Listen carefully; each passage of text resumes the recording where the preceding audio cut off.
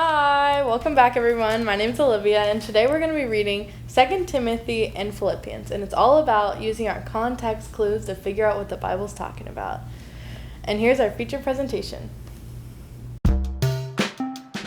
So, when you don't know how to do something, how to fix something, or how something works, what do? Ask a teacher? Ask your parents? Ask your friends? Ask someone you really know and trust? No! You go to the internet and ask some randos. But I'm not talking about creeps here, I hope. No, I mean the people of the internet! You know, those people who make how-to videos. Because chances are, if you're trying to figure out something, someone on the internet has already figured it out for you. Things like, how do I unsend a text? No. How do I do a winged eyeliner? How do I get rid of the zit by Friday night? How do I get out of gym class? How do I screen cap Snapchat without getting caught?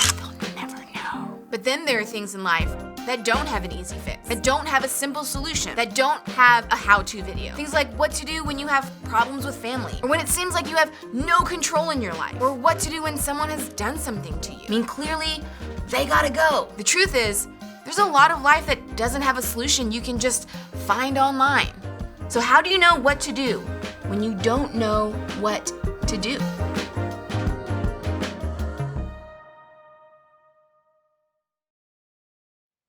How many of you overuse emojis when you text? Actually, scratch that. How many of you would say that there's no such thing as overusing emojis?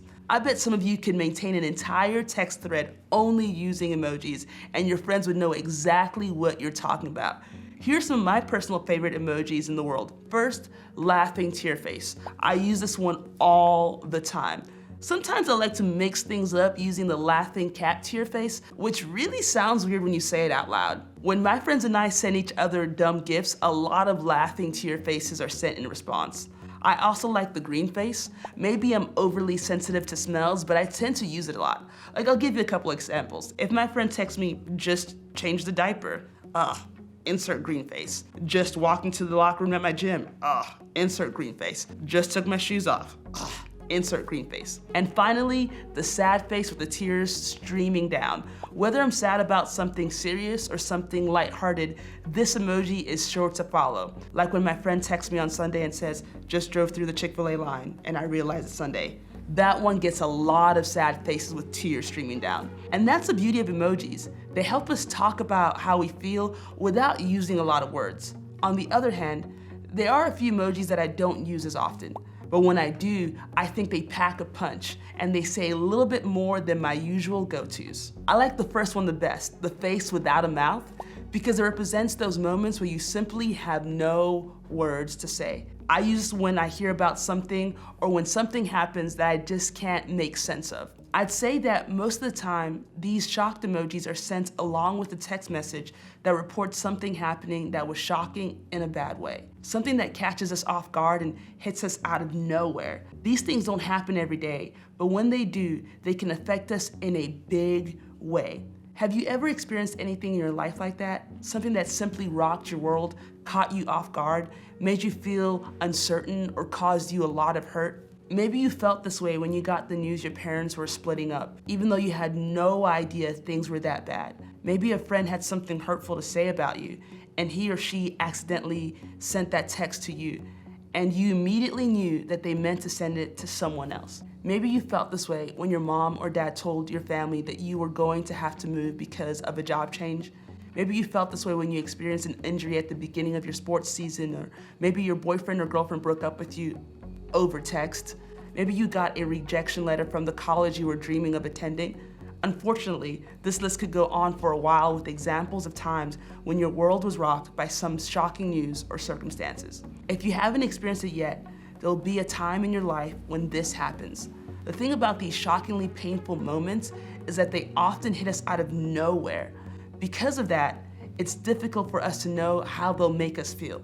And because of that, it's difficult for us to know how we'll respond.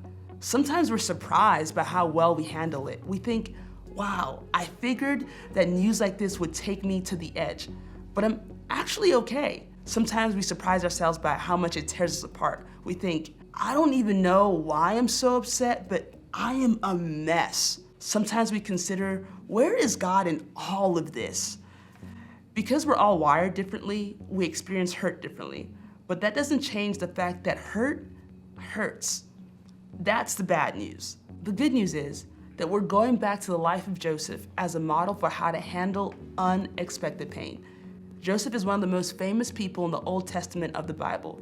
Joseph had some family drama that he definitely played a part in creating. He was his dad's favorite child, and therefore given special treatment compared to his brothers. And on top of that, he had a dream that his brothers, and even his parents, bowed down to him out of respect and honor. And because Joseph seemed to have a hard time picking up on social cues, he shared his dream with his family. You can imagine how well that went. His brothers were not okay with him being his dad's favorite. His brothers were not okay with him sharing his dreams of ruling over them. So how did they respond? Check this out. But they saw him in the distance, and before he reached them, they plotted to kill him. That escalated quickly, and it gets worse. Here comes that dreamer, they said to each other. Come now, let's kill him and throw him into one of these cisterns and say that a ferocious animal devoured him. Then we'll see what comes of his dreams. Despite his anger toward Joseph, one of his brothers actually had a conscience in the moment. When Reuben heard this, he tried to rescue him from their hands. Let's not take his life, he said. Don't shed any blood. Throw him into the cistern here in the wilderness, but don't lay a hand on him. Reuben said this to rescue him from them and take him back to his father. Thank goodness for Reuben. He convinced his brothers to throw Joseph into a well instead of going homicidal on him. He even planned on coming back to rescue Joseph later. The brothers listened to Reuben, and when Joseph approached, they ripped off the special coat his father had given him, and they threw him in a well. If Joseph had a phone, this is when he would text his best friend. When your brothers tear off your jacket and throw you into a well, SMH, shock face. But they still are not done with him. They notice a caravan of traders approaching. Judah, another one of Joseph's many brothers, suggests that they sell Joseph to these traders. After all, selling Joseph to a group of people who would most likely make him a slave is much better than murdering him, right? So that's exactly what they do. They dip Joseph's coat into, that's exactly what they do. They dip Joseph's coat in the blood of a wild animal, and they take it to their father and tell him that Joseph was likely attacked and killed by an animal. What a cover story. They took the ornate robe back to their father and said, "We found this. Examine it to see whether it is your son's robe." That last line tells us everything we need to know about the situation. The brothers obviously knew that the coat belonged to Joseph. They brought it up to let their dad know that they noticed the way he favored Joseph, and they were mad about it. They didn't call it Joseph's robe or our brother's robe. They said, your son's robe. What a bunch of jealous jerks. This is where Joseph would probably be texting again. Good news, my brothers pulled me out of the well. Bad news, they sold me to some traders who are now taking me out of town. I am not in a good place. Shock face. I'm being a bit lighthearted, but there was nothing lighthearted about the situation. We simply can't imagine the fear, despair, uncertainty, anger, and hurt that he felt. Betrayed by his own flesh and blood, sold into slavery by the brothers he grew up with. The message being sent was loud and clear. We are all better off without you. This was clearly a what to do when you don't know what to do moment. Our stories are different than Joseph's, but we'll all experience pain of some kind. We'll have painful moments that catch us off guard. We'll have moments when life doesn't make sense and we don't have the words to process what's happening. Unfortunately for Joseph, he had more shocking moments in his future. We'll look at some of those in the next few weeks, but I want to highlight 5 powerful words that show up in his life. The Lord was with Joseph. You see, when Joseph was in despair and wondering how life would turn out, he could rely on the truth that God was with him. This truth didn't change the reality of Joseph's situation, but there was comfort in knowing that he wasn't alone. This truth didn't mean that Joseph could see where the story was going, but he could know that God was with him. This truth didn't mean that Joseph could easily deal with the things that happened to him. It didn't mean that he had a reason or explanation for the pain in his life, but he didn't have to figure out those things all by himself. And the same is true for us. When there is nothing you can do, God is with you. When life hands you shocking news and you don't know what to do, God is with you. When you and I can truly understand and embrace this truth, it changes things. Our circumstances may not change. After all, Joseph wasn't immediately returned to his parents, but it changes our perspective on our pain. It changes how we see what we're going through. Knowing that God is with us may not change our circumstances, but it might just change us. It might just give us enough hope to keep going, even in the midst of hopeless situations. It's easy to give in to the hurt we've experienced. It's easy to let fear overwhelm us or anger consume us. We have a lot of reasons to let difficult and sometimes unfair situations get the last word.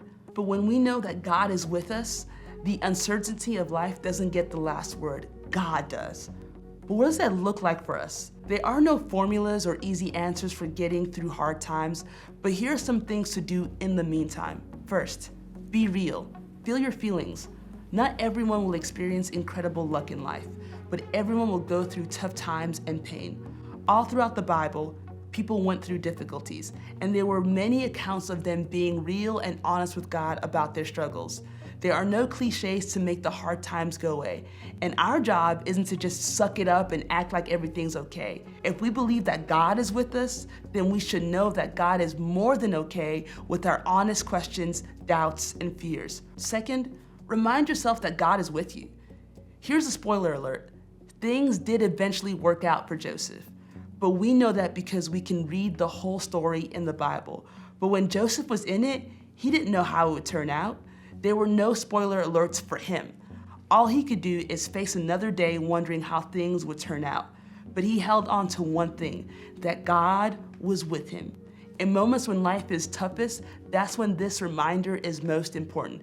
God is with you, and your story isn't over yet. Our life will be full of moments where we don't know what to do about our pain. We'll want to insert the shock face emoji a lot of times. In those moments, it's important to know that when you don't know what to do, God is with you. And we know that God is with you and for you, it will give you the hope when things feel hopeless. It won't make the difficult circumstances go away, but you'll have something to count on. You will know that you are not alone. Hi, welcome back. So this week we're going to be talking about context clues in the Bibles and how to basically read a verse and get context clues out of it so we can figure out what we're reading. For example, some crazy stories, Jonah and the big fish, or maybe the Virgin Mary. Those are two crazy ones where if you've never heard them, you're probably really confused and you're like asking questions. We're going to be talking about how to read the Bible with courage instead of fear. All right, so our first verse that we're going to be reading is 2 Timothy chapter 4, 11 through 13. Only Luke is with me.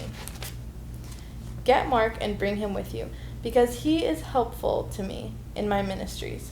I sent Tychicus and Ephesus when you come. Bring the cloak that I left with Caprices at Troas, and my scrolls, especially with the parchment. He is basically talking about a church whenever he's saying this, and this is written by the Apostle Paul. And so we don't have much context clues, so that's kind of confusing. The next story, though, I'm going to give you more context clues, and you're going to be able to figure out exactly what they're talking about. This is going to be Philippians chapter 4, 13.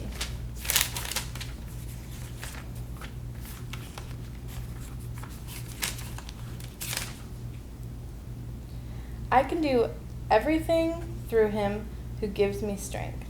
See, this is a great verse because it doesn't tell us much, but basically Paul's in jail writing this to his church. And see, now that we have those context clues, that verse makes so much more sense, and it almost means more, and that's why we need context in the Bible. Imagine going to school and finding a note, and you don't know who wrote it, what it's about, what it therefore you're just confused. And that's what you're going to be like reading the Bible if you don't find some context clues in your story. Remember, when you don't understand something, ask questions. All of us don't know exactly the answer sometimes, but we can always figure it out with context clues or ask someone else for help. Remember, read the Bible with courage, not fear. And always, whenever you're reading a verse, try to start at the beginning of a chapter if you don't know what the context clues are, or if you don't know what they're about. Because we have 66 chapters in the Bible, and that can get confusing. All right, we're going to settle with a quick prayer, and then we're going to go. Dear God, please help these youth read the Bible with courage and not fear, and help them find context clues and get them through the week and keep them safe from Corona. Amen. Bye, everyone.